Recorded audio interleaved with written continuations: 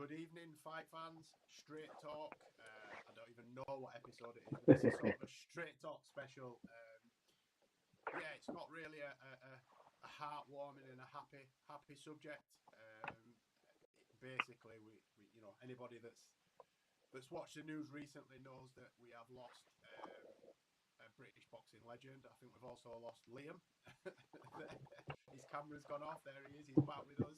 I was just saying that the tragic news that filtered through as we were on the live covering Inoue and the MJ fight. It filtered through to us that Ricky Hatton had passed away at the age of 46.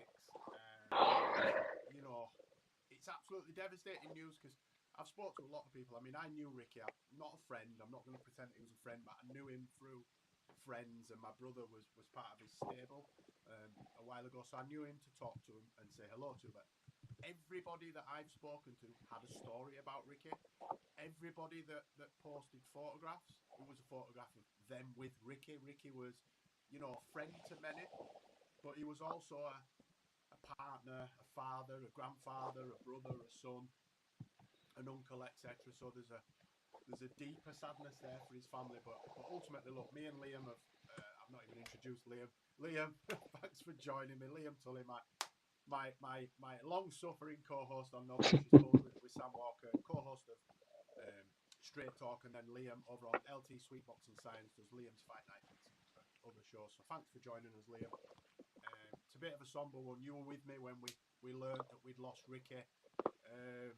What's your thoughts on the tragic events of the past week? It seems to have been a lot of death and destruction. Yeah, I just went cold, mate. We obviously found out, the three of us found out at the same time, and that's quite a unique way to find out something like this. You think of all the ways you normally find out about, legends, icons, people you look up to passing. It's very, very rare it happens when you're around two people that you consider brothers and spend a lot of time talking with. But that's the experience the three of us had. I went cold. I felt horrible. I mean, the last 6 rounds of that Inoue MJ fight are a bit of a blur, and I know they are for you because, yeah, we've obviously been speaking quite a bit over the last week, and we both said I had to watch the second half of that fight back, and that's 100% how I felt. Look, I never was fortunate enough to meet Ricky or spend time with Ricky, but my boxing love started with Ricky Hatton. The first pay-per-view I remember staying up for as a 8, 9 year old was Mayweather Hatton. That whole build up just gripped me. Getting, being allowed to stay up to watch it gripped me. Had a bit of a cry when Manny Pacquiao flattened him in 2 rounds a couple of years later. Ricky's a big reason why I now love fight sports as much as I do. Why I now sit here with you and Sam.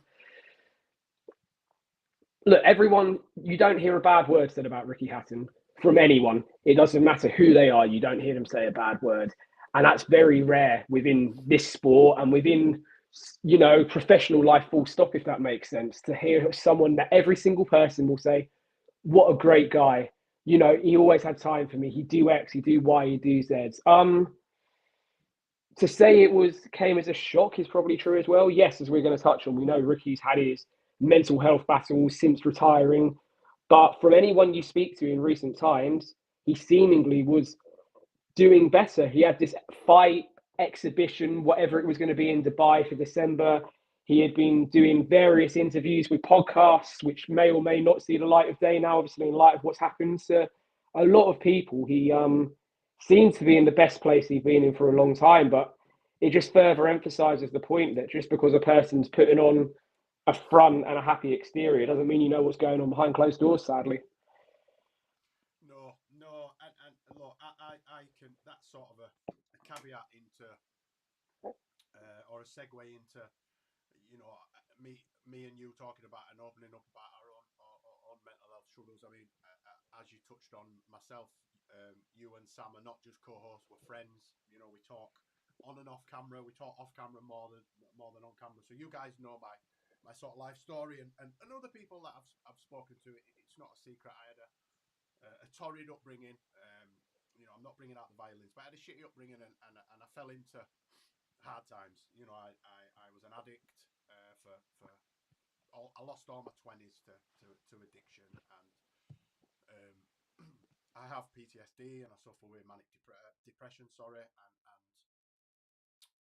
struggled with my mental health just through a number of reasons. You know, some things you can put your finger on, other aspects you can't. It's very complex. And what I was getting at is, I seriously contemplated suicide in 2005 in prison. I'd got to a point in my life that I didn't feel I could stop taking drugs. I didn't feel as though I was going to make anything of my life. I felt alone. I'd alienated myself from all my friends and family. But I got a visit. It was Christmas Eve, and I got a family visit. You know, my family was still coming to see me as such, but sort of was on the periphery, on the outside. And I sat and spent 2 hours with my stepfather and one of his friends, and had a laugh and a joke, and everything was fine, and said, I'll see you next month or whatever, with the sole intention of going back to my cell that night and killing myself. And I sat and I was going to take tablets, and I had the tablets ready to do it, and it was mid-afternoon time, and I thought, when my door shuts tonight, that's it, I'm done, I can't do this anymore. And then I don't know why, but I went to church. I went down to the chapel. I think I got all spiritual just in case, you know, I went up to the pearly gates and I got denied access. You know, as comical as that might sound, that was how my mind was working at the time. And I'm sat in the chapel, and they brought an outside band in that were like playing sort of gospel music, a guitar and whatnot. And I recognised the guitarist, and I couldn't put my finger on it where I recognised this guitarist from. And our eyes we looked at each other, and he sort of looked, and I knew he recognised me as well. So afterwards, we had you have a cup of tea and a biscuit and whatnot, and you get sort of 5 or 10 minutes to chat with other people from other areas of prison. Anyway, I collared this guy and I said, hi, do I know you? And he said, that sounds really low, and I don't know why. Jams had just said it. Is that any better, Jams? The audio? Don't know it's real low, mate. I'm even on my phone, I'm struggling with it. I can hear you better than I could on the laptop, but it's really low tonight. It's still as quiet as it was, mate. I'm not sure what's going on. Nothing's changed. 1 second. Let me just try something different. Unplug that. There we go. 1 sec. Is that any better? That is right. Let me rejoin this on my laptop, and I'll be 2 seconds, mate.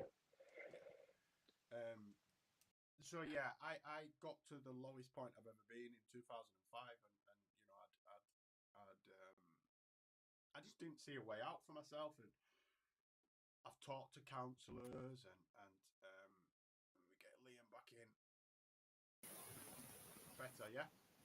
Can't hear you at all now. What's going on? I can hear myself, and I can hear you. Yeah, there we go. We're good. Right, okay. Anyway, this guy that I recognised was my high school maths teacher, right? And the look on his face wasn't a look of surprise. It was sort of, he knew, he wasn't surprised to see me sat in a prison chapel, serving a prison sentence. And that look that he gave me sparked something within inside myself. And I thought, do you know what? Nah, I'm not going out like that. I'll prove to you and everybody else that's written me off that, you know, there's more to me than drugs, addiction, and prison. And I went back to my cell that night, and I just changed my life. I'm not making out like some magic wand and my mental health troubles all just dissipated and went off into the ether. What I meant is I made the positive decision not to end it all that night, because I was serious. I've said it before, you know, I've gone through rehab, and I've gone through cold turkey, and I want to kill myself, and I was, but that particular time I'd got to the point where I was due for release within sort of 6 months. So it wasn't though I had years down the line. I'd done most of my sentence. I was ready for it. What I was scared of is getting out and going back into the same, you know, hamster wheel, just committing crime to get drugs, and then just coming back. And it was an endless cycle, and my 20s had gone now. I wasn't as young. I was nearing 30. I was due for release, and I was terrified. What am I going to do with the rest of my life? But a chance meeting with my maths teacher made me look inward at myself and think, I'm not an idiot. You know, I'm not. There's more to me than just wasting away, taking drugs and sitting in a prison cell, and then sitting in crack dens and forever being on the run. And I thought my family deserve more, my kids deserve more, I deserve more. So I made a conscious decision that night not to kill myself, and to start to try to build a normal life, whatever that may be. You know, there's no right or wrong, there's no rhyme or reason. You know, everybody wants the white picket fence and 2.4 children, a boy and a girl, you know, blonde hair, blue eyes, or whatever. Everybody wants perfect like dogs and whatnot. Life's not like that, but I just knew there and then that I wanted to prove all the people that were being proved right with me being where I was. The look on my maths teacher's face told me everything I needed to know. I thought, do you know what? I'm going to prove you wrong, and I'm going to prove myself right, because I know that there's more to me. And that was 2005, and I got out. That was December, Christmas Eve, 2005. That's the only reason I remember it, the specific date, because I think the fact it was Christmas Eve got me down as well. And I got out on the 27th of March, 2006. I've never been arrested. I've never took heroin since that. That was the last time.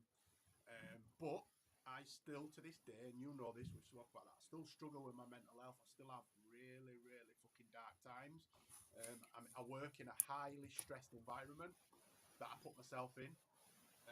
But now I open up about the mental health struggles and the battles that I have. May that be with the lads, my friends, you guys, my partner, anybody. I've just felt that sometimes it's good to just talk, because I get triggered. I spent more time as an addict than I did not an addict, if that makes any sense. I was an addict in my GCSE year, and I lost all my 20s to addiction. So when I got out of prison in 2006 with this renewed zest for life, I didn't actually know who I was, and my coping mechanisms with my mental health before was just get off my tits and knock myself out. I didn't actually face up to them. I thought that taking drugs and getting away from them, running away, was the easiest way. I thought that's how you dealt with it.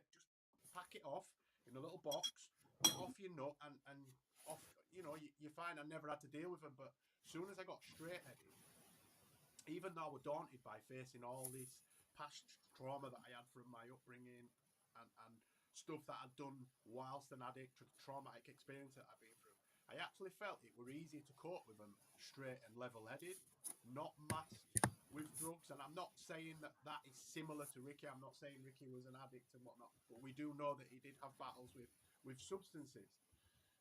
I think, and you know, tell me if you think I'm wrong here, but I think that the fact that the biggest fight in the last decade could have amplified and magnified some of the struggles that he were having. The fact that he'd been involved in those kind of fights and now he wasn't.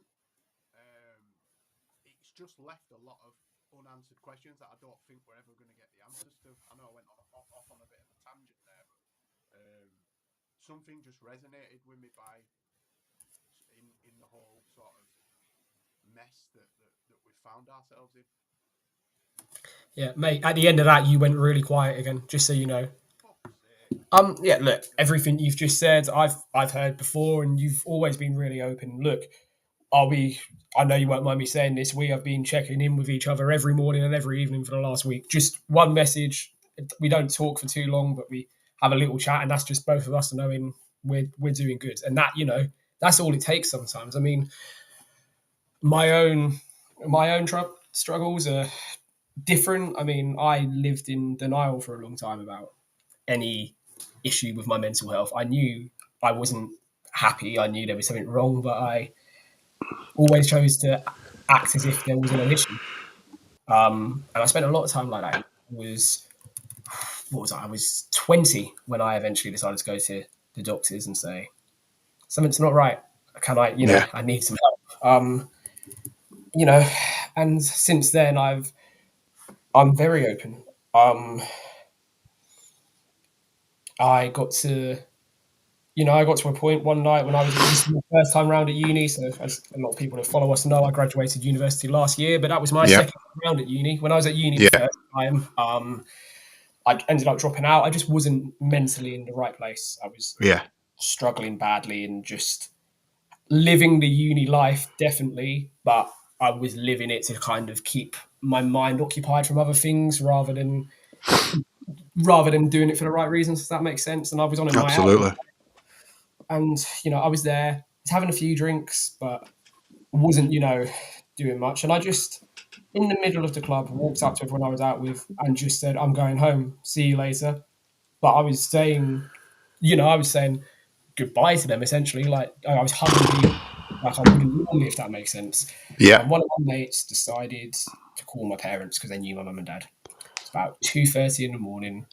It was the nightclub. You walked along the River Thames. You could either get a taxi or you walked along the River Thames to get back to uni. Because I was in Twickenham, down in London. I was walking along the Thames and I was stopping, and I was having a few, I was having thoughts similar to what you were talking about. And at 20 to 3 in the morning, I get a phone call from my mum. My mum is always in bed by 10 o'clock. She never calls me. I know that. She's kicked us out. She's kicked you out. We've had to move lives. We've had to move lives for that sleeping schedule. But no, she called me, and it was, I sat on the phone to my parents for 20 minutes. I didn't say what I was thinking about doing. They obviously knew. Yeah. And that 20-minute conversation was enough to get me to walk back to my room that night. And, a few months later, I dropped out of uni, moved home, and look, in hindsight, moving out of uni at that time was the best thing because COVID hit 5 months after that. And the place I was in before I dropped out, if I was still at uni then with COVID, I don't know how I would have coped, what would have happened, especially with the mess of different counties, tiers, and all that crap. It would have, been a horrible experience. It possibly sent you over the edge, I think. Yeah, and then we get to what's coming up to a year ago. And obviously we started last July, didn't we? And we were having... we were enjoying it. We were getting into our rhythm. Everything was happening, and then, I've as everyone knows, I disappeared, didn't I, for about a month? It's you hit a wall, a brick wall, didn't you? I hit a bit of a wall. Look, I went through an experience with, unfortunately, now my ex-partner. That completely knocked us both for 6, to be fair. And then on top of that experience, I lost a long-term relationship with a person I could see, rest of my life with, blah, blah, blah, blah, all that sort of thing. And it hit me very, very hard. I was back on medication for the first time in a long time. I had my parents looking after me. I had you boys looking out for me. And at the start of this year, I decided to go to counselling. I referred myself to see a counsellor, which was a massive step for me to do. And I still go once a week now. Once a week I go for a 50-minute session, and it's helping me. And the biggest thing is you've got to work on yourself. I think the biggest thing we can say to people is you've got to work on yourself. If you aren't willing to accept, I'm not going to say flaws, but your own battles and your own issues that you have in your life, if you aren't willing to accept them, then asking anyone else to accept you in what form you're in isn't really fair. So for me, I go to counselling not only to understand why my mind works in certain ways, but also to make myself a better person. And I think, from the kids 10 years ago, I was still in denial that I suffered with mental health. I would, just ignore it. I would say, oh no, nothing wrong with me, it's fine. I'd almost have two personalities. I'd have the me that everyone else would see, and then how I actually felt. So to be in a position I'm in now 10 years on, look, I still struggle. I'm like you, mate. I still struggle. I still have dips. The last week has been a particularly difficult time, as it's been for a lot of people. The fact I'm in work again now has been a massive help. I literally just threw myself into work the last week.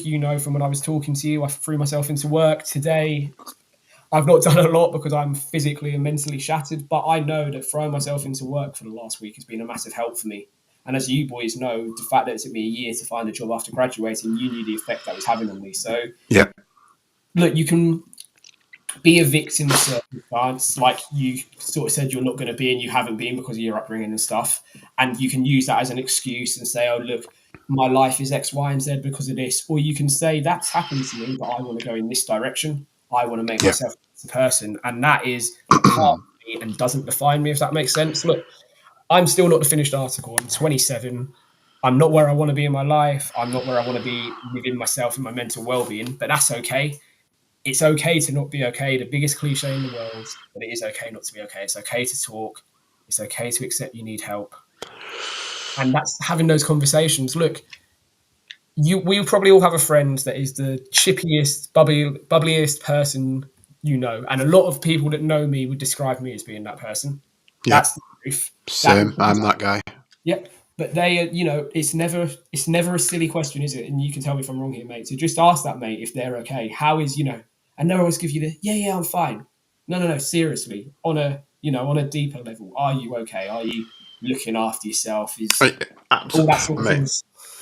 I can give you an example without getting into names. He knows who he is, but a good friend of mine, one of my oldest friends that I've known sort of for 40 years, his wife passed away from cancer about, I think it's 4 years ago now.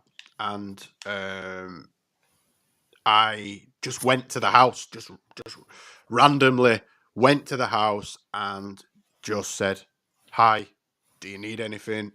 And we just sat and had a cup of tea and we just chatted shit for 30 minutes or whatever. And I made a point of going down every night, just had a cup of tea, and we never spoke about why I was there.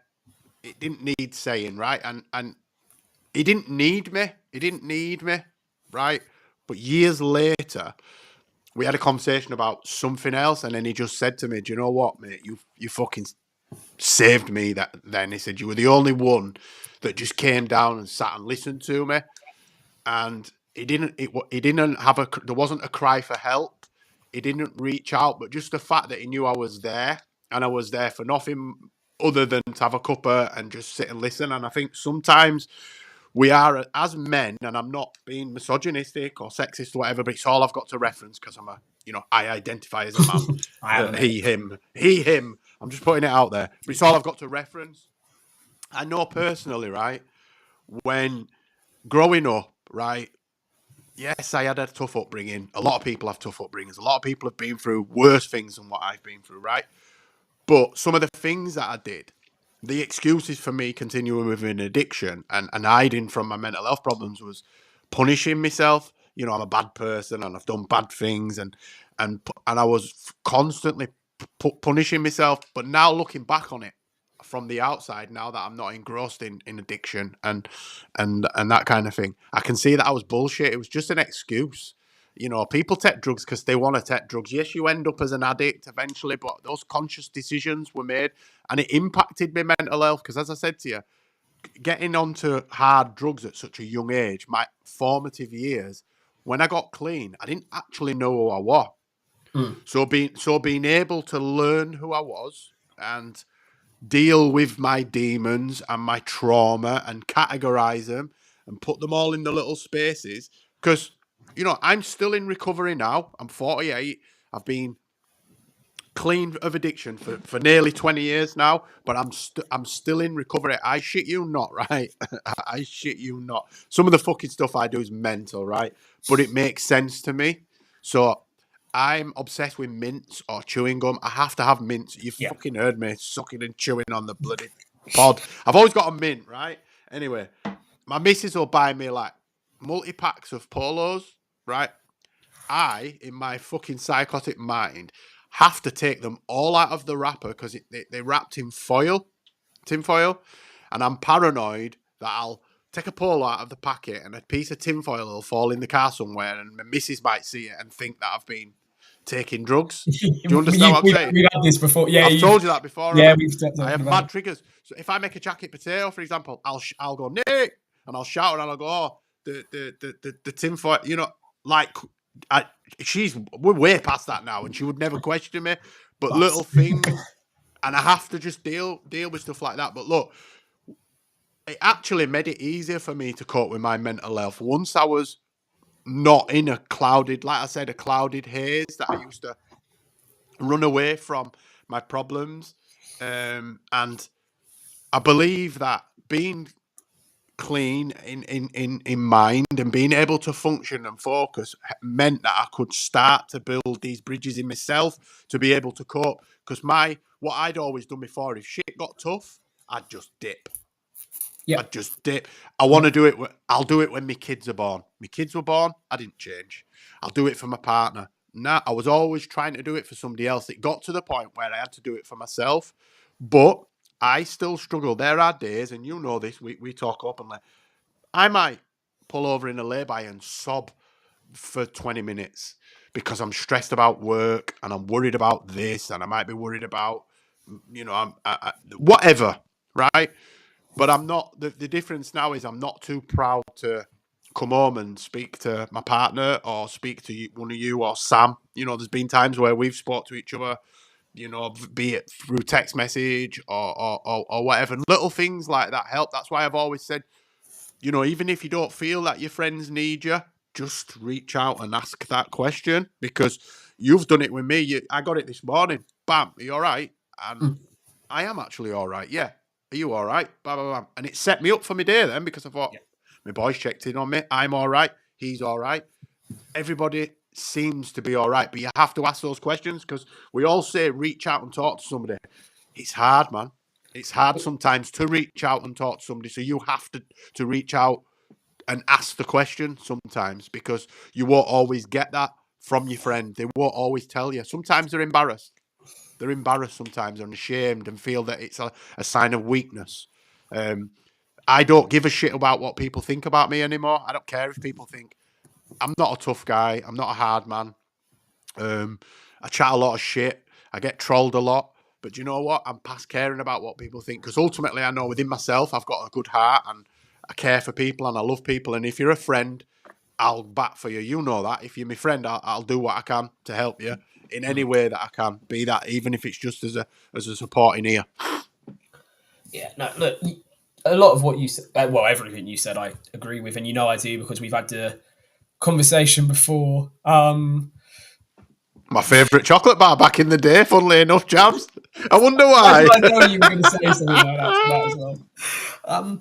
But no, look, you talk about pulling over in a lay-by and crying. I had it on Saturday. So Saturday at work was a flipping mental day. I ended up getting on a train home back up to Essex at just before midnight. Everyone on that train had been having a good day. There was a few West Ham fans that weren't best pleased coming home after their day. And I found a little corner of the train where it's behind other seats. And I just sat there with my noise-cancelling headphones on, and I stopped most of that journey home on Saturday. And I can't tell you why I did, but my body just relaxed, and my emotion then was sitting there on that train and sobbing. And once I'd done it, I felt better. Got home, slept for about 3 hours, got back on the train, we went again. But that's something, we talk about it all the time. That's how it is. But never be afraid to check in on your friends. Look, my best friend... Sorry to hear that, Andy Revolt, man. Sorry to hear that. Yeah, sorry, Liam. No, all good. My best friend is, look, if he was born in the 70s and 80s, before mobile phones were a big thing, that was his era. He is, by his own admission, he's commented on quite a lot of our stuff, horrendous on his phone. But if I ever call him 3 times, that's become my thing. If I ever call him 3 times, he knows I need him, even if it's just a conversation or get on the train and come up from London to me and stuff like that. He's a brother. I love him to pieces, and he's got a highly... Sorry, man. It's horrible. Highly stressful job. But, you can't rely, you say, mate, you can't rely on other people checking in on you. Sometimes you need to be that person that asks them. And, like I touched on earlier, in the last year, with everything I've lost, I've also lost my biggest support network and my biggest supporter, and the person that I didn't even need to tell her if I wasn't feeling okay. She just always seemed to know. You know what I mean, because we've had this conversation before. She just always seemed to know, and she wouldn't always say things, but she'd do subtle little things just to keep my mind off it and make me feel better. And I've now had to spend the last...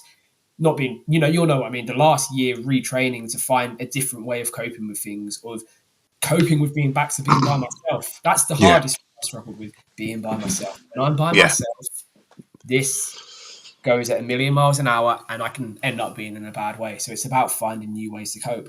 My parents were on holiday last week, and for the first 3 days when I wasn't in work, and then with the news about Ricky, I had to keep myself busy. We were speaking quite a bit those first few days. I had to keep myself busy. I had to, the dog was getting 2 or 3 walks a day. She's never been fitted. That was my thing. It was taking the dog out for a walk. It was walking down to the pub at the end of the village for a change of scenery, to have, just 1 pint, just sit in there, have a pint, get out of the house for a bit, break up the routine. It's doing things like that. And I know you keep yourself busy when you're not in work, don't you, mate? Seeing friends, stuff with your kids, your cars, etc., etc. You always anything. anything, mate. The worst thing for people like us is sitting indoors. But I'm not, I'm not naive enough to know that I'm not going to suffer again at some point.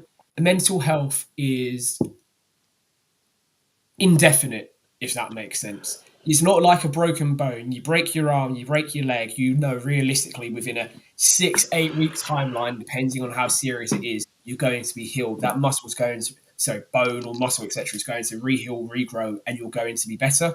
Then within a few months, you won't be thinking about it. But mental health can hit you at any time. Absolutely, I've had man. an incredibly good couple of years where I had done it the right way, but I come off my medication. I was still doing other things to help me, but I was in the best place I've been for nearly a decade. And then life hits you down and you back in that place. And when you're down in the pits, like we said, I think you said it to me on Monday that you just needed to have a day where you were down in the dumps and hating the world, so to speak. But then you woke up on Tuesday morning and your attitude was right. Ready to go.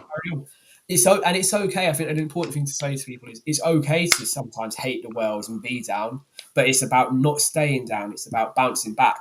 And me and you aren't here to preach and say we got all the answers. Nah, man. We don't. Just telling our story, man. Yeah, look, I've like Jams, I said, we got him going and he's opening up on things here. Outside of what I've, you lads and my family and a few friends, I haven't shared what same. As well. I mean, you guys know my story, but I've never openly spoke about being a heroin addict from teenage years. But look, it's who I was. It's not who I am. I just left Jam's comment up there because I appreciate you sharing that with me, brother. But I do need to say this to you, that you can't beat yourself up about not being able to help your brother, because I know that your brother, right, wouldn't have taken the help anyway, because things like heroin addiction, we ultimately think we're in control of it, and we're different. It's not going to get us. And it doesn't matter what you do. Holding your newborn child is the best feeling ever. And I will stop when that time comes. It didn't make me stop.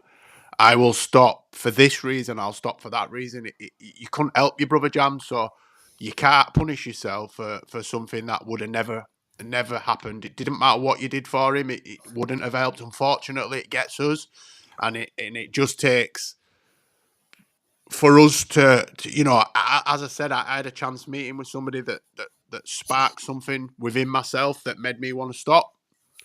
But I struggle with it still to this day, man. I'm forever recovering.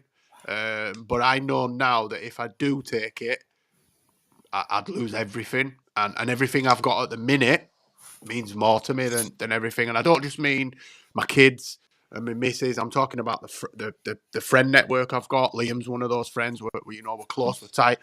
The boxing family that I've got through social media or through...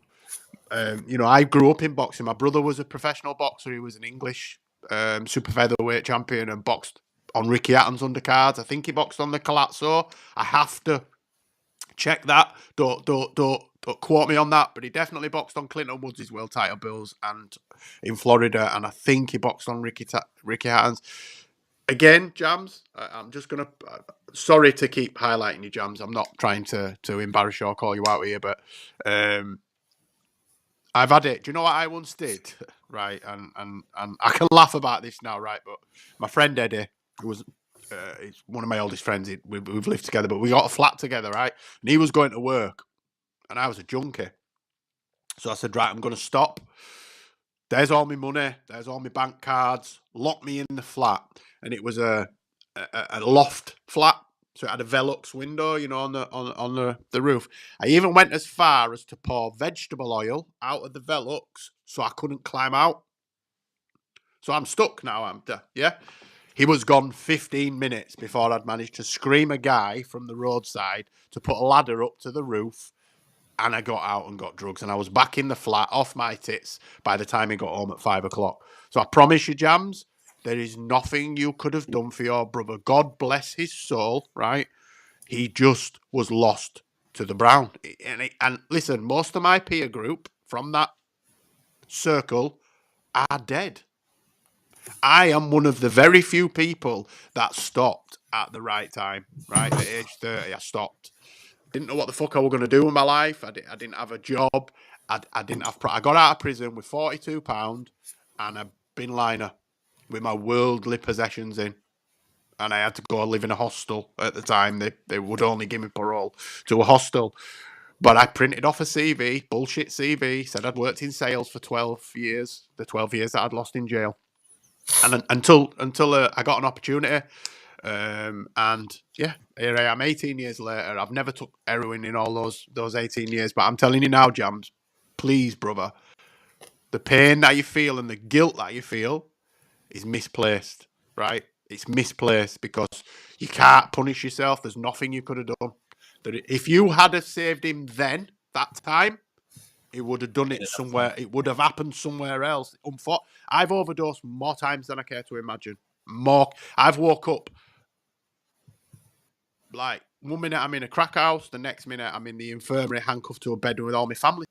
I don't know what the fuck's happened. All I know is I have to look what's happened. I've been told that I've overdosed. So I promise you now, brother, as painful as it is, you've got to let that shit go because that consumes you. All that guilt, I've done it. Oh, my kids and all this and all that. I punished myself for it, but it was another excuse for me to carry on picking up the foil and carry on doing the bullshit to get the money to do it. Now that I'm out of that, I can see that, you know, we give ourselves excuses. I used to use my upbringing, single parent and drug dealing and prostitution and death and whatnot. It's all bollocks because I've still got all that trauma. That's all still in here inside me, but I now don't use that as an excuse to take Brown. I'm strong enough now that if I want to take Brown, I'll fucking take it because I want to take it because I love the way it makes me feel. Not going to lie, that's what I could do now. I don't need to use excuses. The bills have got to be paid, or my fucking uncle slapped me for nicking a tenner when I was 13 or what. There's loads of excuses I could use. Ultimately, we take drugs because we want to take drugs. You can't blame yourself, Jams. You've got to let that go, my brother. You have to let that go. Mental health, man. It's. I mean, like I say, my brother was a professional boxer. My brother now has a brain injury through boxing, struggles with mental health. My brother's a manic depressive. He's got bipolar. Boxing chewed him up and I'm out.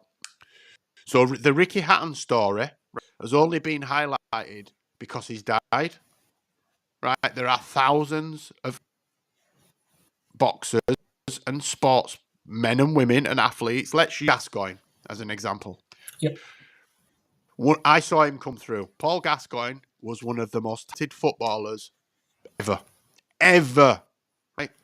But he had an issue with drink. He had an issue with mental health. He had an issue with depression. And that was amplified when his career finished. And where is he now? I think at the moment he's doing okay. But he dips, peaks and troughs, does Paul Gascoigne. And that story is a time as old as man, that story. People that lose their recognition because when they're up, that's why I said I don't know this, but maybe Ricky seeing that massive fight the other night, that could have been a trigger for him because he had it all. I'm not saying he was successful, but he didn't have what he used to have, which was that it can't be that adrenaline. And I've spoke to my friends that have, I've got world champions that I know and I've spoke about it. You can't replicate that adrenaline rush you get getting ready for the fight. The walk, the 30 seconds before you get called to walk, stood in the corner opposite your opponent. You can't rep. So when it's gone, you've got to try fill that. And it's hard to do. When I stopped taking drugs, I had a massive hole that I needed to fill because from opening my eyes to closing them was either doing things to get money to get what I needed, or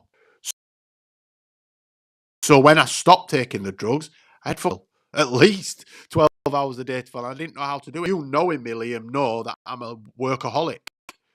To my detriment, I suppose. I don't see my kids as much as I should, really. But they enjoy the trappings of me working very, which is they spend a lot of bloody money on shite. But I believe that sometimes people can't, and I think that was what happened with Ricky. As much as he tried to fill it with comeback fight and this fight in Dubai, it's not the same, man. It's not the same. What do you think, Liam?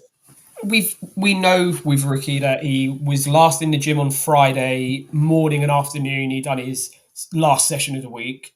That he was meant to speak at a local football club, I think it was on the Friday night, and he didn't turn up for that.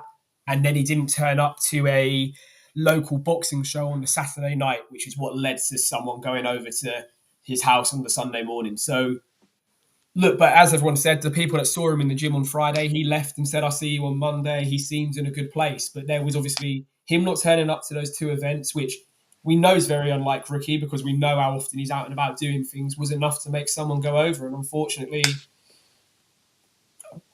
the outcome no one wants when they go over to check in on a friend or loved one was what was there for that person, unfortunately. And we know that was his long-time handler and someone that had been with him since, the early days of his career. So it wasn't a hanger-on, was it? It was someone that had been there and seen the journey Ricky had been through from, declaring bankruptcy and ballooning up in weight after retiring to coming back against the Ukrainian to, the Barrera expedition to losing his contracts with Sky, with Hatton Promotions. They'd seen it all with Ricky.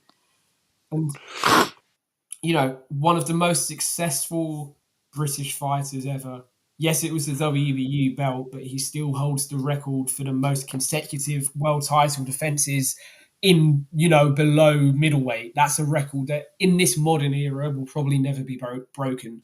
Yes, okay, it was a fringe belt, but that's still a record he holds. The way he built up the fan base at Manchester Arena, the amount of local people to Manchester that says Ricky Hatton was the person that made them buy tickets to Manchester Arena.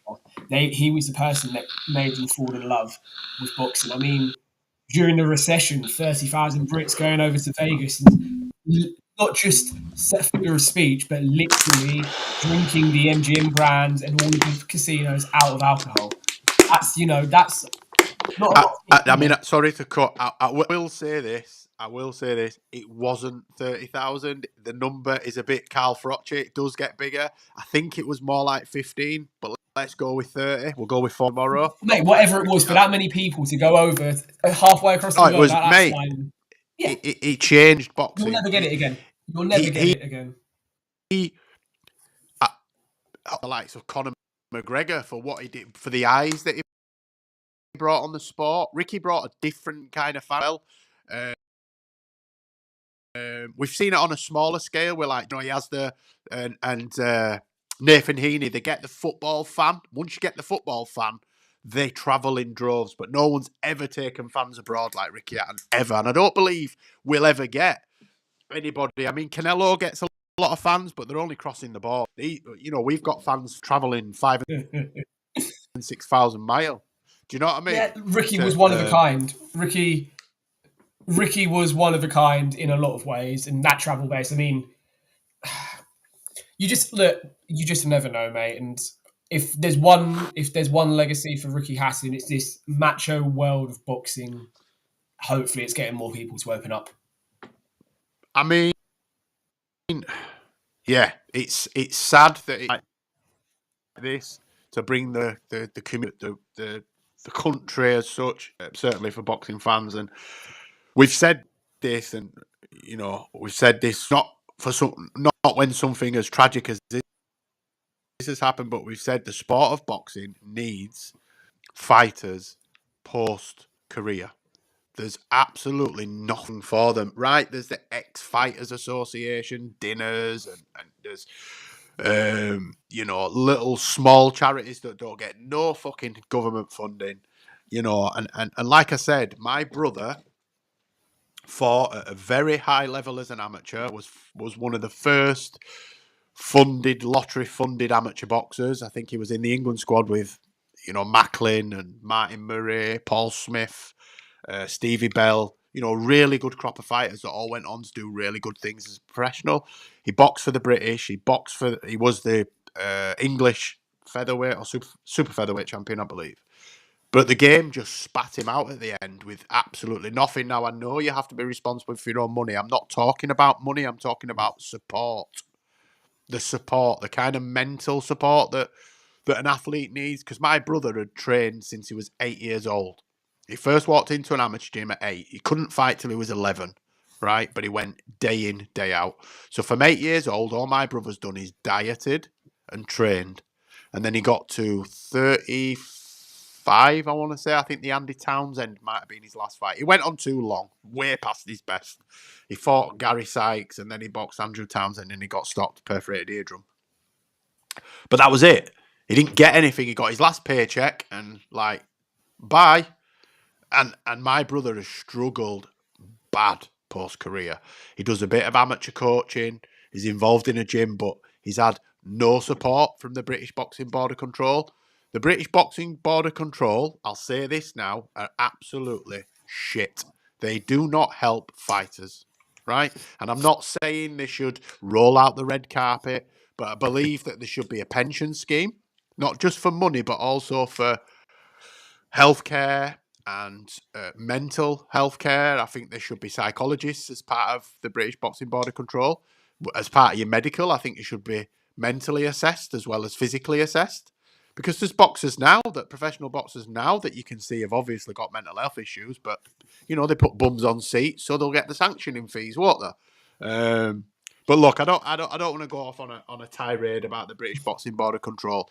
Me and Liam have come together tonight just look to express our feelings and emotions about the passing of Ricky Hatton, but also to open up ourselves, because we have a lot of people watch us week in, week out, and, you know, we're all happy and we take the piss and I have the banter and, you know, I'll go back at trolls and don't give a fuck. But look, sometimes when the lights are off and the cameras aren't there, we struggle. I know I do, and I know Liam does, because we talk to each other, we're there for each other.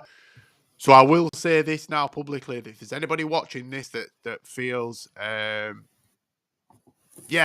Jams, just John Joe's a good friend of mine. He's had no help whatsoever.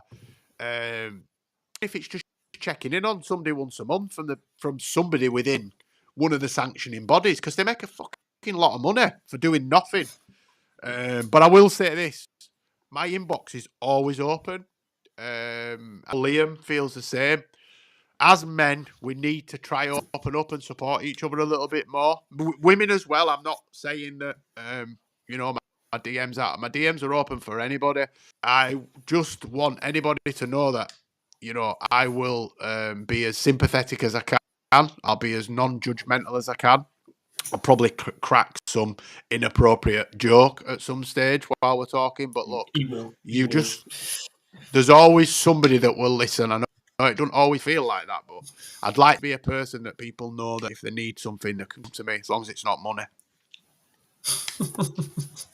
There we go. There's the joke. You can't help yourself even in this. But no, I echo those sentiments. That my DMs are open for anyone that needs to chat, even if it's flipping late at night, early in the morning, doesn't matter when it is. If you need a chat, my DMs are open, and, you know, everyone help each other, male, female, whatever it takes. Everyone can help each other. Absolutely right. Out of this tragedy, something positive has to come from this fucking tragedy, man. You know, I'm heartbroken, and I know Liam's heartbroken.